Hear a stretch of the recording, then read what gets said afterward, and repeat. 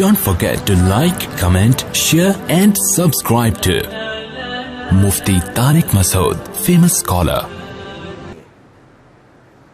آپ کی اولاد میں کوئی غلطی ہے, کوئی برائی ہے, لوگوں کے سامنے مت گاتے پھرو اس کو.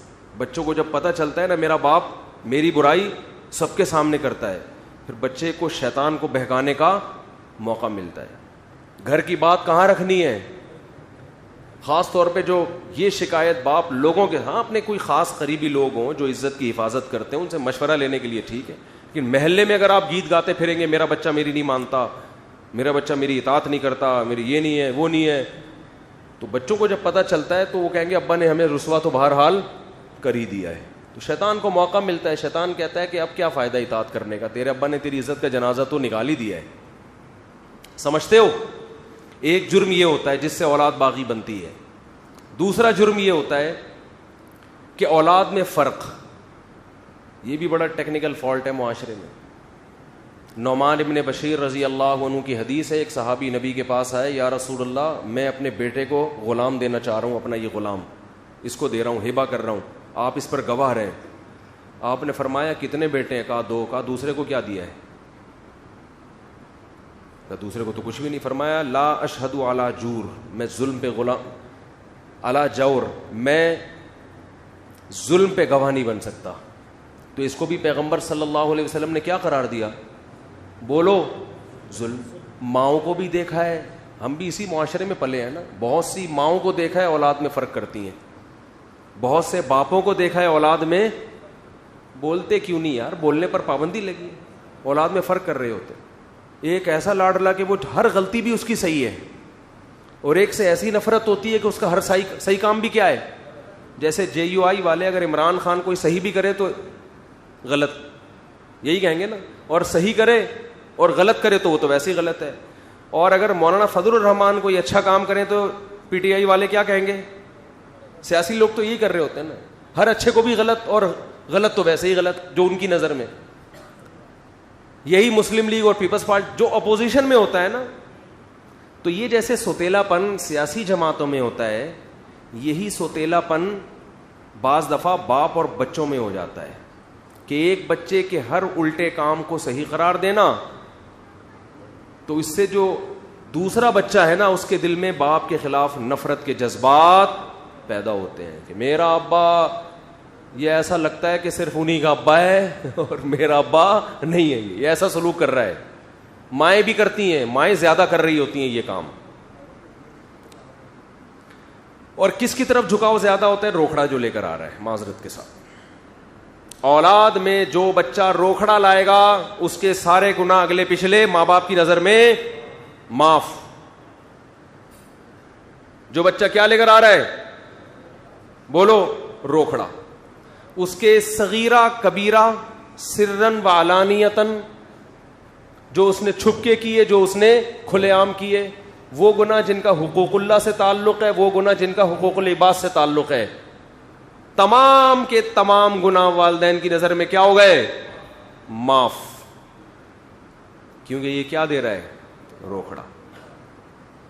دوسرا, اگر وہ اپنی سستی سے نہیں دے رہا تو پھر تو بات سمجھ میں آتی ہے, لیکن رزق کے خزانے کس کے ہاتھ میں ہے بھائی, اللہ کے. بعض دفعہ روزگار نہیں مل رہا اس کو, اس کی وہ آمدن نہیں ہے, وہ نہیں دے سکتا اتنے, تو اس کے ساتھ سوتیلا پن. بعض دفعہ بیٹوں کی طرف جھکاؤ زیادہ, بیٹیوں کو لفٹ ہی نہیں کرا رہے ہوتے, یہ باپ یہ کام کر رہا ہوتا ہے. زندگی میں سارا کچھ بیٹوں کو دے کے چلا جاتا ہے, بیٹیوں کو بالکل محروم کہ ان کو کیا ضرورت ہے. وہ تو بیٹیاں پھر بھی بیٹیاں ہوتی ہیں, ابا کے بعد پھر بھی مغفرت کی دعا کر رہی ہوتی ہیں. بیٹے کے ساتھ یہ کرو نا, وہ نہیں کرے گا, وہ کہے گا ابا نے تو ظلم کیا میرے اوپر.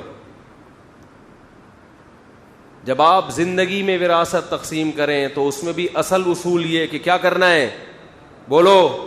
اس میں تو شریعت نے بیٹا اور بیٹی کا فرق بھی نہیں رکھا, بیٹی کو بھی اتنا ہی دینا ہے جتنا بیٹے کو. ہاں ضرورت کی بیس پہ فرق کر سکتے ہیں آپ, خدمت کی بیس پہ فرق ہو, خدمت زیادہ کر رہا ہے اس بیس پہ زیادہ دے دیا, ایک الگ بات ہے. یا ضرورت کسی کو زیادہ ہے, بیٹی کو زیادہ ضرورت ہے تو بیٹی کو زیادہ دے دو. یہ تو وراثت تو مرنے کے بعد ہوتی ہے.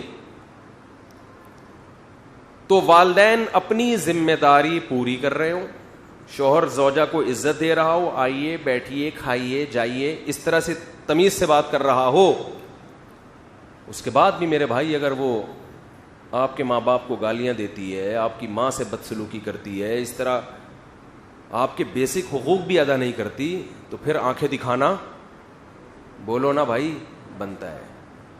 آپ نے اپنے بیٹے کو عزت دی, اس کو عزت دے رہے ہو, اس بچوں سے بھی عزت سے بات ہوتی ہے. ہم نے اپنے بڑوں کو دیکھا ہے, بچوں سے بھی ایسے بات کر رہے ہوتے ہیں, بیٹا آئیے بیٹا بیٹھیے, اور جو تمیز نہ ہو تو پھر باپ ایسے بات کر رہا ہوتا ہے, بھائی گدھے کدھر سے آ رہا ہے, اس طرح گدھے سے کیا شروع ہوتی ہے بات شروع. تو بچے کو جب یہ اخلاق سکھاؤ گے تو وہ کہاں انسان کا بچہ بنے گا, وہ گدھا گدھا سن سن کے اس کو یہ وہم ہوگا شاید میں کیا ہوں, میں گدھا ہی ہوں. حرکتیں اس کی چیخے گا بھی کس طرح سے, بولو نا, وہ گدھے کی طرح چیخے گا. اچھا بعض لوگوں کو یہ گھر میں ہوتا ہے کہ ہمارے گھر میں بچے چیختے بہت ہیں, بیوی بھی بہت چیختی ہے, بچے بھی بہت چیختے ہیں, تو یہ بات بھی وہ چیخ چیخ کے بتا رہے ہوتے ہیں. تو میں ان سے کہتا ہوں آپ زیادہ چیخ رہے ہو. دیکھو گھر میں بتانا نہیں پڑتا کہ یہ ماحول چاہتا ہوں, بنانا پڑتا ہے وہ ماحول. اگر آپ چاہتے ہو آپ کے گھر میں گالی گلوچ نہ ہو, چیخو پکار نہ ہو, تو سب سے پہلے اپنے آپ کو آپ اپنی آواز پہ کنٹرول کرو. جب کسی کو سمجھاؤ آرام سے. اگر آپ گھر میں چنگیز خان اور ہلاکو خان کی طرح آتے ہو اور چیخنا چلانا شروع کرتے ہو, ہاں ہو یہ ایک دم شروع, اور گدھا کسی کو گھوڑا کسی کو کتا, اور یہ اس طرح کی گالیاں دے رہے ہو آپ گھر میں آ کے, اور پھر آپ کہتے ہو کہ ہمارے بچوں میں تمیز نہیں ہے بات کرنے کی, تو یہ بدتمیز بنایا کس نے؟ تمیز پہ بیان ہو رہا ہے انتہائی بدتمیزی کے ساتھ. یعنی یہ گھر میں سیٹ اپ چل رہا ہے, بچوں کو چپ رہنے کی تلقین کی جا رہی ہے چیخ کر. تبھی آپ نے دیکھا کہتے ہیں شٹ اپ, کہتے ہیں نا چپ ہو جاؤ, کہتے ہیں نا, تو یہ آہستہ سے کہتے ہیں زور سے کہتے ہیں؟ اتنی زور سے کہہ رہے ہوتے ہیں کہ آگے سے جواب آتا ہے میں نہیں چپوں گا. اس لیے کہ جب آپ چیخ لیے, یہ بالکل ایسا ہی ہے کہ جیسے 3 آدمی نماز پڑھ رہے تھے, تو ایک نے باہر سے آنے والے بندے نے سلام کیا, اس نے نماز میں کہا وعلیکم السلام, تو ساتھ والے نے کہا بھائی بولنے سے نماز ٹوٹ جاتی ہے. وہ نماز پڑھتے ہوئے اس کو مسئلہ سمجھا رہا ہے, بولنے سے نماز ٹوٹ جاتی. ابے تو بھی تو بولا ہے. تو ساتھ والے نے بولا کہ تو بھی تو بول رہا ہے. تو اس کے ساتھ ایک اور کھڑا ہوا تھا, وہ کہنے لگا شکر ہے میں نہیں بولا, شکر ہے. تو چاروں کی ٹوٹ گئی نا نماز. تو جب آپ نے گھر میں چیخ چلا کے گالی گلوچ والا لب و لہجہ اختیار کر کے بیگم کو ایک بات سمجھا رہے ہو, تو ماحول آپ گھر کا خود خراب کر رہے ہو, سمجھتے نہیں ہو بات کو. پھر آپ یہ توقع رکھو کہ ہماری بیگم خاموشی کے فضائل پر ہمارا بیان سنے گی, وہ نہیں سنے گی. میری والی نہیں سنتی, آپ کی والی کہاں سنے گی؟ وہ نہیں سنے گی.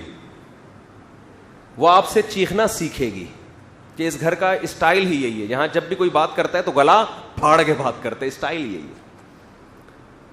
تو جن گھروں میں خاموشی کا ماحول ہے, وہاں جو عورتیں رخصت ہو کے جاتی ہیں وہ آہستہ آہستہ خود کیا ہو جاتی ہیں, خاموش. وہ کہتی ہیں بھائی یہاں تو کوئی بات نہیں, آرام سے کرتے ہیں, سب عزت دیتے ہیں ایک دوسرے کو. وہاں بچے بھی کیا ہوتے ہیں, خاموش, بات کریں گے آرام سے. تو یہ بھی ہمارے مذہب کا حکم ہے, یہ خاموشی جو ہے, خاموشی سے مراد آرام سے بات.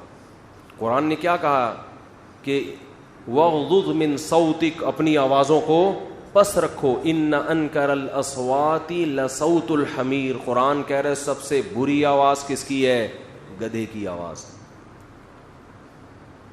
گدھے کی بات غلط نہیں ہوتی, اسٹائل غلط ہوتا ہے. گدھا بھی وہی بات کر رہا ہوتا ہے جو گھوڑا کر رہا ہے, جو کتا کر رہا ہے, جو بلی کر رہی ہے. بلی میاؤں میاؤں کر کے بتاتی ہے بھوک لگ رہی ہے مجھے, کتا بھو بھو کر کے بتاتا ہے مجھے بھوک لگ رہی ہے, گھوڑا کسی اور اسٹائل میں بتاتا ہے. وہی بات گدھا بھی کر رہا ہوتا ہے, بھائی مجھے بھوک لگ رہی ہے. لیکن جب کرتا ہے آدمی کہتا ہے تو میرے پراٹھے بھی کھا لے, مگر تھوڑی دیر کے لیے خاموش ہو جاتا ہے, خاموش ہو جاتا. چیختا بہت ہے نا.